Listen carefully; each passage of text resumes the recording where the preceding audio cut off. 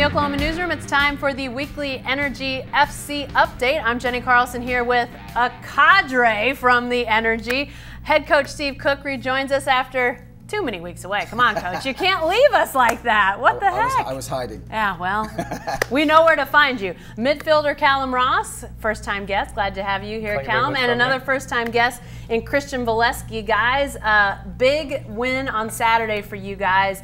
Got over that hump, got over that losing streak. Coach, let's talk about that game. You guys had been close during that streak, but obviously to get the win, how important was that for your guys? It's always important to win games, and it's always important to perform well, you know, and I think there have been times in the last several weeks where we've performed better than that and been on the wrong side of the result, but I think in this game we did a great job. The players were credit to themselves, worked extremely hard, and fortunately at the end Callum got the goal to win the game, which gives everybody a little lift and a boost. But I think as a team performance, it was a very hard-working, workmanlike performance where we contributed not only to ourselves but each other's performances, and it was a really, really great team effort. So pleased for the players for all of their hard work. Yeah, Callum, your goal snapped some streaks that you guys don't want to see anytime soon again. That 8-game losing streak we talked about, 5 games at home, but 601 minutes without a goal. To get that goal, to see that ball go in the back of the net, how important was that for you and for this team? Not only for me, but I think like for the team especially, like you said, like a lot of games on the losing side, but obviously really happy to help the boys out wherever way I can, and with the goal obviously late on got the win, so that's the most important thing. Christian, from your perspective, a forward, a guy that's been trying to break through that drought, what did you see as the difference in this game? Because as Steve mentioned, you've been close and just not had that W yet.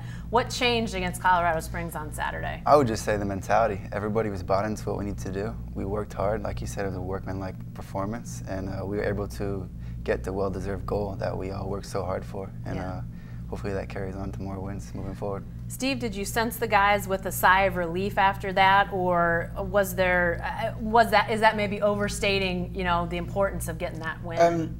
People use that word, and I'm sure there is for some people. You sleep a little bit better, and your Sunday's a bit more enjoyable, you know, certainly for a coach. I think when you're in the process of it, as we are as players and as coaches, you're working hard, you're giving everything you possibly can on a daily basis. So it's not so much that you veer from what you're always doing, but obviously the wins allow us a time then to reflect and go away and keep working hard so that we maintain that kind of performance. And again, it does give people that confidence back, which I think is the biggest piece of this, you know. So is it relief? Is it a sense of happiness? I don't know, but it's certainly wins breed confidence, and hopefully that carries on into next week. It was kind of a special night too, in the fact that before the match, the Police Athletic League held their championships, boys and girls, on the field. So that was a big day for them, and then obviously, you know, you guys get out there and get that win. Callum, Christian, I mean, to see those kids out there, that has to be kind of cool to see them have a championship moment like that. Yeah, of course. I mean, on Saturday I felt as though, like, even though through all the losses the fans were there and supporting us, which is obviously sometimes difficult, like loss after loss. But yeah, it was brilliant to see the kids out there before the game, and obviously I'm sure many of them stayed around for the game itself. So yeah, it was good. Yeah, to see those smiles, Christian. I mean, they were pumped before you guys even hit the pitch. That's what we play the game for, really, is the fans, and to see the smiles on the kids' faces after the game, especially when we win, we could share the joy with them and sign some autographs and take some pictures. It's really what it's about. Yeah. Yeah, you guys obviously a good win on Saturday, but you don't have much time to sit around and reflect on that, because Tulsa, you head to Tulsa this Saturday, a 7 o'clock start for the second round of the Black Gold Derby against those guys. You've already played them once. It was a season opener for both teams. That was a match in which you guys scored early in the match, 6 minutes in, 1-0, a close match there. You guys have been really good against Tulsa historically, 7-3-2 in the last 12, and then 2-1-1 in Tulsa. Steve, what do you feel like is important in this match against Tulsa, especially since you guys have already played them once this year? Yeah, I think in the last game last weekend, it's important to realise that the games we've won this season, we've kept clean sheets. So when defensively we're strong and organised and solid, we seem to do a little bit better from an attacking standpoint as well, and I think that's something that we need to focus on.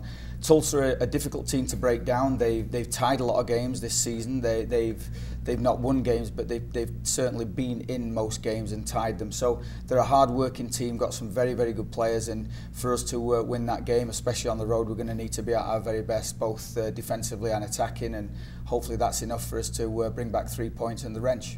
Christian, when you look at a rivalry matchup like this, in-state rivalry, I assume the emotion, the hype is there maybe a little bit differently. Coming off an emotional win like you guys had last weekend, does any of that dovetail together, or do they become separate weekends that you just sort of have to separate from each other? I think it depends on who you ask, really. For me, it's just taking it game by game. I think we talk about that here, taking it game by game. It means a little bit more to us, but we just want to win, no matter what game it is. And yeah. It adds to it to get the wrench and everything like that, but 3 points is on the menu. We're going to go get it. Callum, do you try to take some of last weekend and carry it over, or do you leave it behind? A little bit of both, I would say. I mean, you got to take the positives and use it for confidence and things like that moving forward, but at the same time, last weekend was 3 points, and that's all it was. So it's a different day, different game, so we've got to go in there and give 110% and hopefully get the 3 points. You know, a guy that wasn't around for your match over the weekend was Jaime Siaj, who got a call up to, it was a national team, the Jordanian national team, played a match earlier this week against Cyprus, scored a goal in that match. Third energy player who in history who's received an international call up. Cody Lorendry got called up by Puerto Rico. Coy Kraft got called up by the U20 team here in the U.S.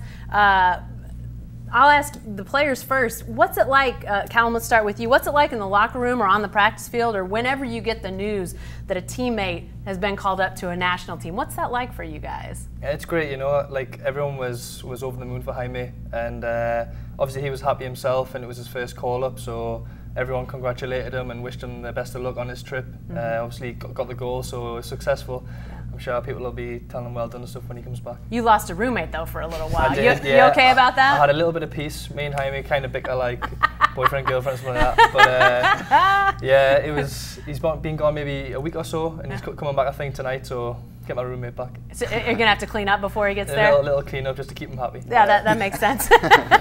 Christian, when you lose a guy to an international call-up, I mean, while you guys are ecstatic for him, is there some adjustment when you lose a guy that is part of that team for a little while?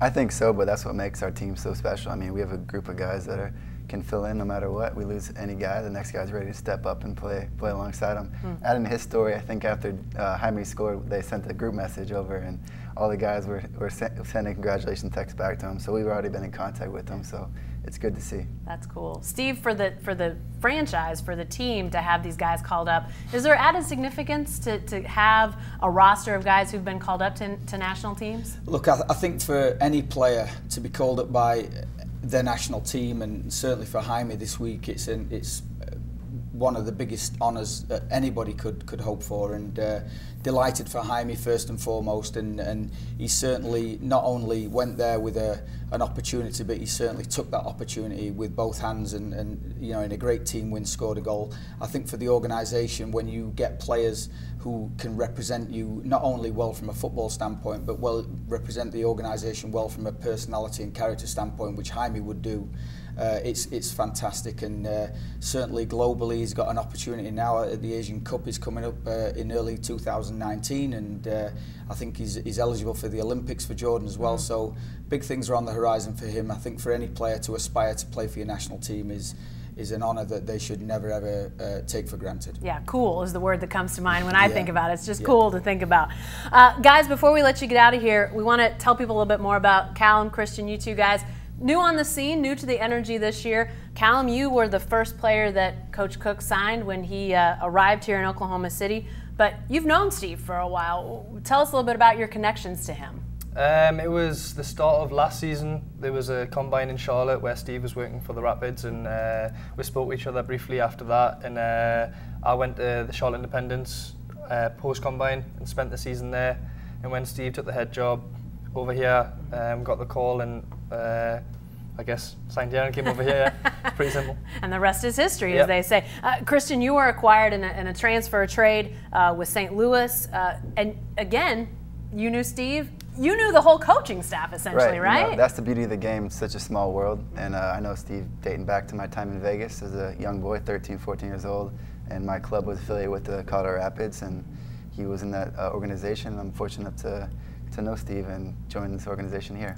Is it rare, Steve, do you feel like, to have so many guys with connections, or is that pretty commonplace? I think it's relatively common in our profession. You know, people have friends and mutual acquaintances that we cross paths relatively often, and I think it's always great when you know people, you know, not just from a playing standpoint, and you know what they bring from a quality player and talent standpoint, but you know what they bring from a personal standpoint, their character traits and the way they behave both on and off the field. And whenever you get to know people really well, you can speak to them as people as much as you can as players. And certainly for these two guys sat next to me, they are top quality people and top quality characters. So the more of that we can bring to the organisation, I think the better.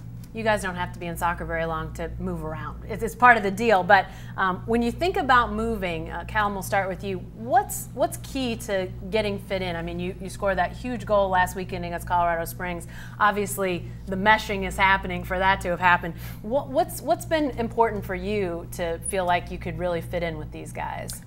For me, I think the most important thing whenever you go to a new team is just to kind of have good manners and be polite and make friends is like the most basic part of it, and then the kind of football follows after that, because you can't kind of connect with the players and stuff if you're not friendly with them. Mm-hmm. So yeah, that was the main thing for me, is just come across nice and be like welcoming to everyone. So yeah, that's what I aim to do.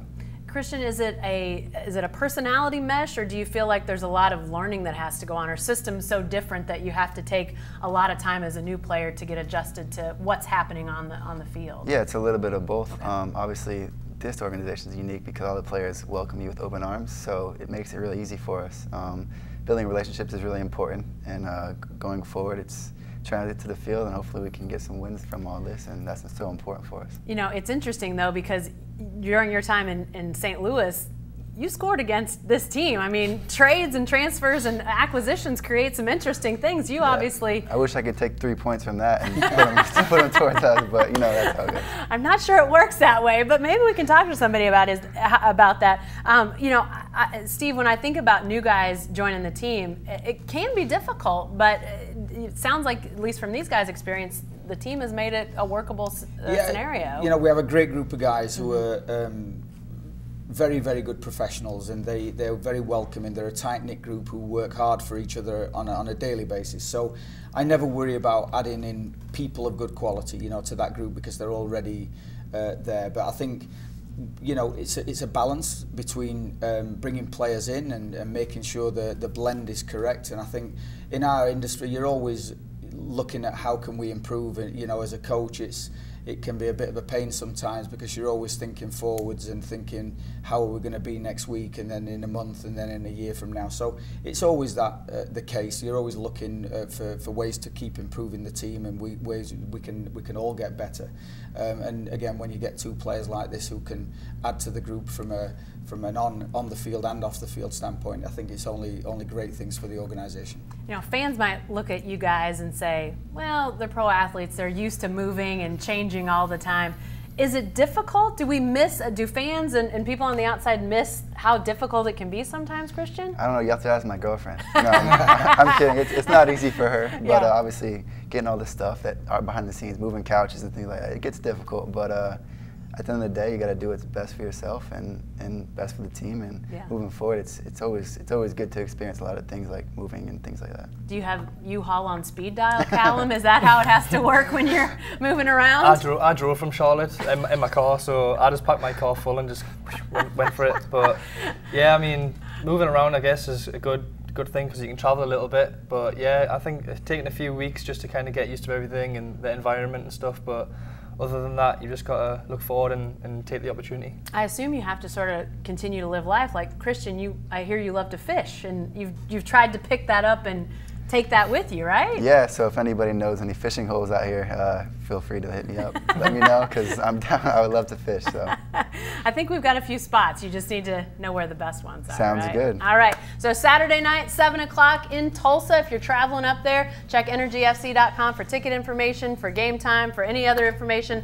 That's where you need to go. Be sure to stay with the best coverage team anywhere at newsok.com and every day in the Oklahoman.